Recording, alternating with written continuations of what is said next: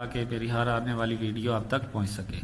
अच्छा स्टूडेंट्स, पिछले लेक्चर में मैंने आपको बताया था कि इंशाल्लाह क्वेश्चन नंबर 11, 12 जो है वो आपको समझा दिए जाएंगे। जो प्रॉपर्टीज़ ऑफ यूनियन इंटरसेक्शन की एसोसिएटिव प्रॉपर्टीज़ है, उसमें टाइम बहुत शॉर्ट था तो इसलिए मैंने उसमें नहीं समझाया, वैसे प्रॉपर्टीज़ आपको बता दी थी। स्टूडेंट्स बढ़ते हैं इस एक्सरसाइज की तरफ।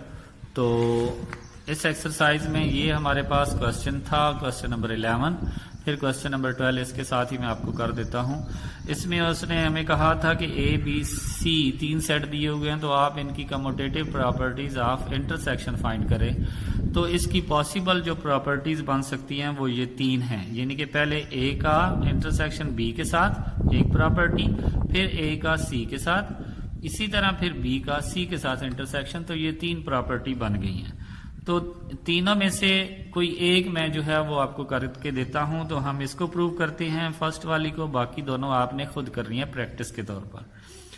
तो स्टूडेंट्स, एक तो आप ये भी कर सकते हैं कि left hand side is equal to right hand side के इक्वल लेने हैं, लेफ्ट साइड और राइट साइड भी ले सकते हैं।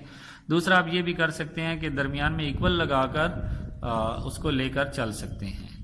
तो यहाँ पे हम लिखेंगे left hand side. Left hand side हमारे पास क्या है, ए इंटरसेक्शन बी। तो यहां पे हम ए की वैल्यू लिखेंगे 1 3 5 7, ये देखें, और 9।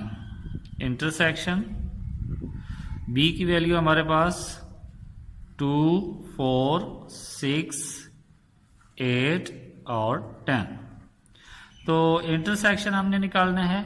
तो इनमें देखें, इधर 1 है उधर 1 नहीं है, 3 है उधर 3 नहीं है, 5 उसमें 5 नहीं, 7 उसमें 7 नहीं है, 9 उसमें 9 नहीं। तो स्टूडेंट्स इसमें कोई कॉमन नहीं है, तो ये आप एम्प्टी सेट लिख सकते हैं।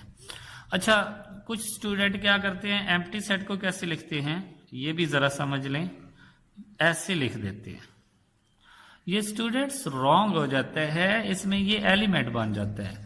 तो जब आपका एम्प्टी सेट आंसर आता है, या तो आप इस तरह की ब्रैकेट डालें, या फिर इस ब्रैकेट की जगह पे आप एम्प्टी सेट का साइन फाई डाल दें। दोनों एक ही जगह पे आप नहीं लिख सकते कि जी इस तरह ब्रैकेट डालकर उसके अंदर फाई भी लिख दे, तो ये रॉन्ग हो जाता है। इसको आपने अच्छे से याद रखना है।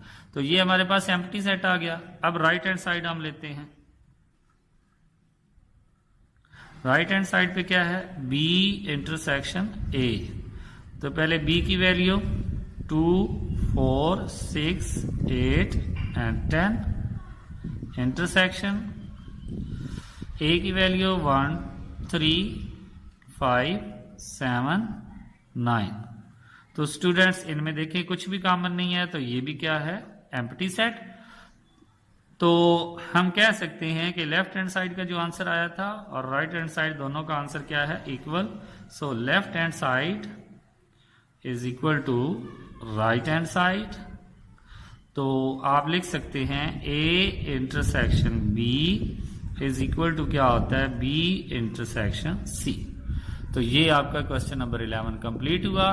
अब हम क्वेश्चन नंबर 12 की तरफ बढ़ते हैं, उसका क्वेश्चन हम करते हैं। जी स्टूडेंट्स, क्वेश्चन नंबर 12 मैंने लिखा है, इसमें उसने कहा है कि एसोसिएटिव प्रॉपर्टीज ऑफ यूनियन जो है वो प्रूव करें। तो ये मैंने सब इस तीनों की एक ही बनती है, तो वो मैंने लिख दी है। अब इसको हम प्रूव करते हैं। तो सबसे पहले लेफ्ट हैंड साइड, ब्रैकेट में A union B union C. तो स्टूडेंट्स सबसे पहले ब्रैकेट डालें, जो ब्रैकेट के अंदर है उनको ब्रैकेट में डालें। 3 ए की वैल्यू 6 9 12 15। फिर आगे क्या है, यूनियन। फिर क्या आ रहा है हमारे पास, बी की वैल्यू 4 8 12 16 20, ब्रैकेट क्लोज, ये देखें। फिर आगे यूनियन, सी की वैल्यू 5 10 15 20। तो स्टूडेंट्स पहले ब्रैकेट को सॉल्व करें, इन दोनों का यूनियन लेकर लिखें। तो क्या आएगा, यूनियन में तमाम को लिखा जाता है तो 3 है, फिर 4 है, फिर दोनों में 5 नहीं है, 6 है, 7 नहीं है दोनों में, 8 है, 9 है, 10 नहीं है दोनों में, 11 भी नहीं है, 12 आ जाएगा। फिर आगे 13 14 नहीं है, 15 आ जाएगा, 16 आ जाएगा, और आगे 16 के बाद 17 18 19 20 आ जाएगा। तो आगे यूनियन हम लिखेंगे 5 10 15 20। तो स्टूडेंट्स अब इन दोनों का यूनियन लेंगे तो यही हमारे पास 3 4, अब उसमें 5 है तो वो भी लिख लेंगे, फिर 6 आ जाएगा, फिर 7 नहीं है, 8 आ जाएगा, 9 आ जाएगा, और इसमें 10 नहीं है लेकिन उसमें है, 11 नहीं है दोनों में, 12 आ जाएगा, फिर 15 दोनों में है, 16 आ जाएगा, और 20 दोनों में है तो एक बार लिखेंगे। तो ये लेफ्ट हैंड साइड हमारे पास आंसर आ गया।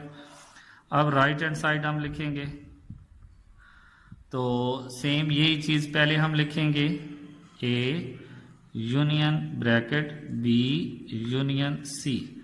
तो सबसे पहले ए की वैल्यू सेम यही होगी लेकिन सॉल्व करने का मेथड जो है वो चेंज हो जाएगा। 9 12 15, अब यूनियन और आगे ब्रैकेट, बी की वैल्यू ये हमारे पास आ जाएगी 4 8 12 16 और 20, फिर यूनियन, फिर सी की वैल्यू हमारे पास आ जाएगी 5 10 15 एंड 20, ये ब्रैकेट क्लोज। अब स्टूडेंट्स ये लास्ट वाली दोनों ब्रैकेट में हैं तो पहले इनका आंसर निकालेंगे। तो ए अभी ऐसे ही आ जाएगा 3 6 9 12 15, यूनियन इनका आंसर क्या आएगा, 4 है, 5 है, 6 नहीं है इन दोनों में, 8 है, 10 है, 11 12 है, आगे 12 के बाद 15 आ रहा है, फिर 16 है, और फिर क्या है 20 है। तो अब इन दोनों का यूनियन निकालेंगे। अच्छा, ऐसा एलिमेंट्स हम नहीं लिख सकते जो दोनों में मौजूद ना हो। ऐसा ना हो कि आप यहाँ पे 1 से स्टार्ट कर दें, तो ऐसा नहीं है। 1 हमारे पास है ही नहीं, 2 भी नहीं है। 3 6 सॉरी 3 के बाद 4 5 उसमें है, वो लिखेंगे 4 5, फिर 6 आएगा, फिर 7 नहीं है, 8 आ जाएगा, 9 फिर 10, 11 नहीं है, 12 आ जाएगा, 13 14 नहीं है, 15 16 और 20। अब स्टूडेंट्स देखें, ये लेफ्ट हैंड साइड का जो आंसर है वो राइट हैंड साइड के इक्वल है। तो हम लिखेंगे left hand side is equal to right hand side. तो आगे फिर हम लास्ट पे यही वैल्यू दोबारा लिख लेंगे, ये जो हमने प्रूव करना था। ठीक है, तो यहाँ पे हम लिखेंगे हेंस प्रूव्ड दैट। तो ये स्टूडेंट्स, ये आपका क्वेश्चन जो है ये सिर्फ 7th में यूज नहीं होगा, ये बल्कि 9th 10th में भी यूज होगा, 8 में भी यूज होगा। तो इसलिए इसको गौर से समझें और इसको अच्छे से देखें। ओके स्टूडेंट्स, अगर मेरा चैनल सब्सक्राइब नहीं किया तो उसको सबसे पहले सब्सक्राइब करें, और वीडियो अच्छी लगे तो लाइक कर दें और शेयर कर दें। ओके, अल्लाह हाफिज।